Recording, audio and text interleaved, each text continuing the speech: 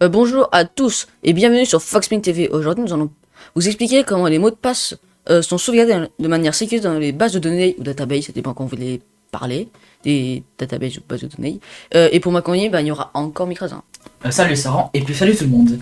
Sauvegarder des mots de passe, c'est super important car surtout pour protéger les comptes des utilisateurs. Mais comment ça marche exactement? Très bonne question. Laissez-moi vous expliquer en détail comment cela fonctionne. Commençons par le hachage de mots de passe. Le hachage est un processus qui transforme votre mot de passe en une chaîne de critères totalement aléatoire.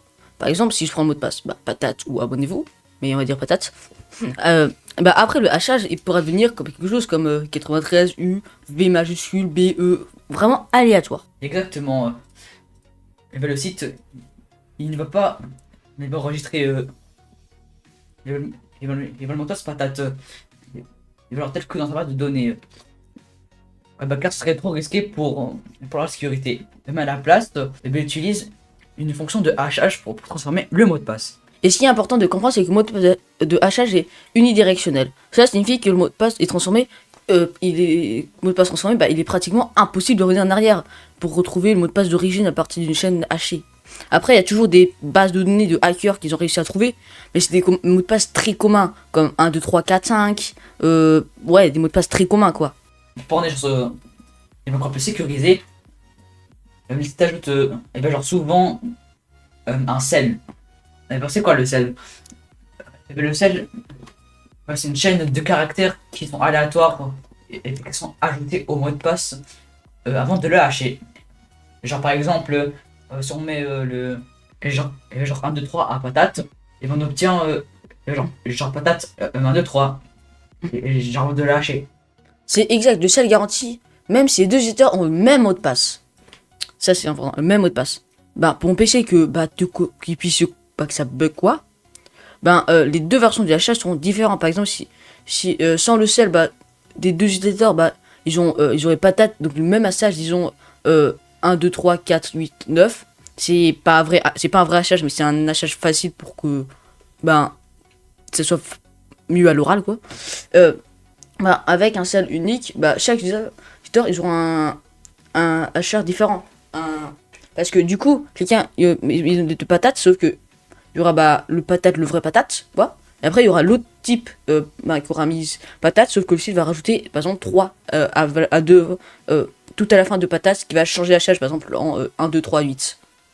Bien sûr, c'est pas un 2, 3, 8, le hachage, non, c'est beaucoup plus sécurisé. Voyons cela même avec un exemple correct.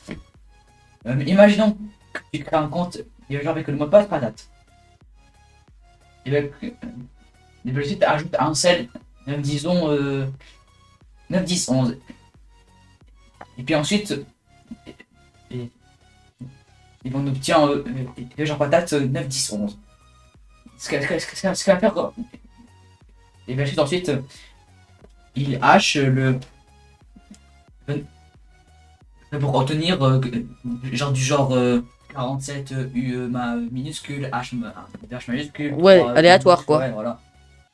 Maintenant, ce hachage et sel, ils sont stockés dans des databases, des bases de données.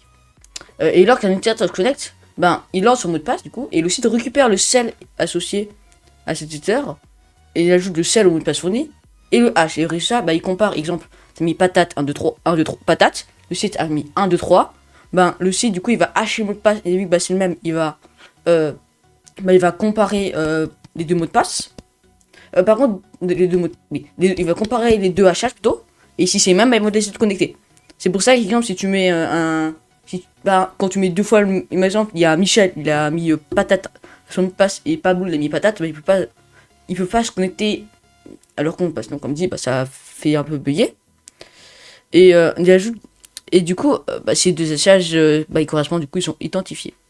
Voici un exemple de code en Python qui utilise hlib pour hacher et puis vérifier un mot de passe.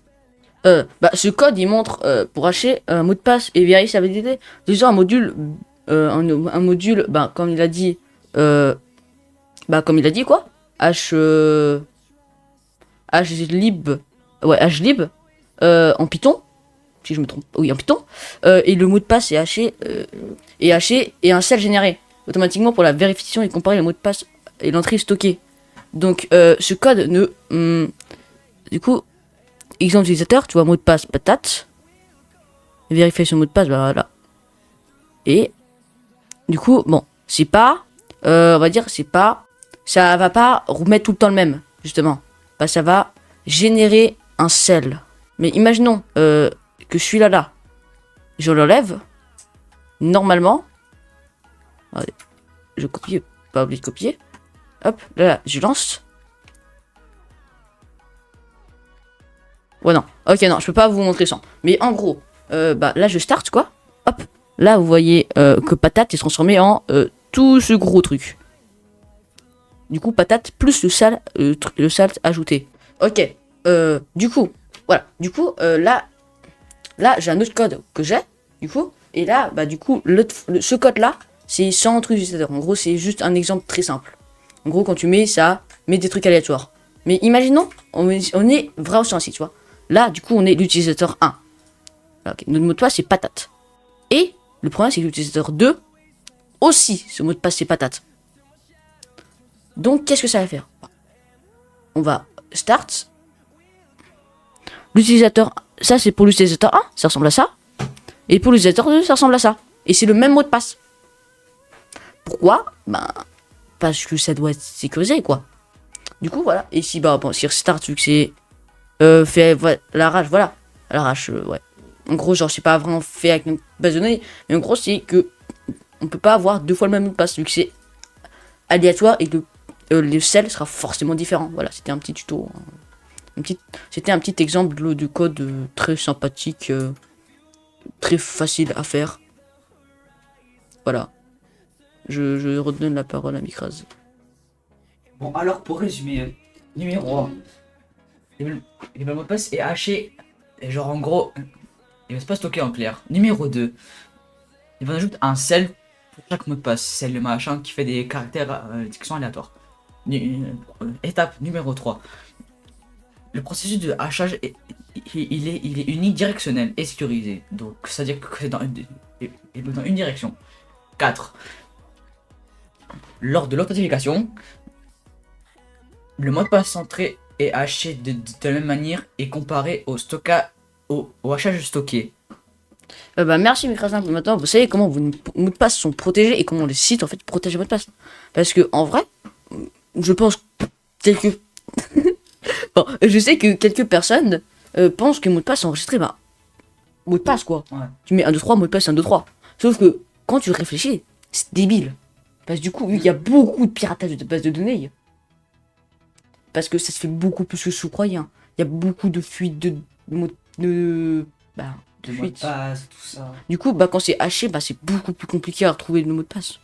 Ok, il y a des listes, mais si ton mot de passe est sécurisé, parce que imagine tu mets at, une page giga sécurisée, et en plus il y a un hachage. C'est devenu presque impossible à découvrir, quoi. Sauf si tu fais du brute force. Mais là, non, on parle pas de brute force, tout ça, on parle vraiment de dans les databases. Quand il y a database, tu peux pas découvrir un mot de passe. Voilà. Et bah merci à toi Sarah. Et puis merci à vous de nous avoir tous suivis sur Foxmini TV. Et ben je vous dis à bientôt pour une nouvelle explication tech. À bientôt.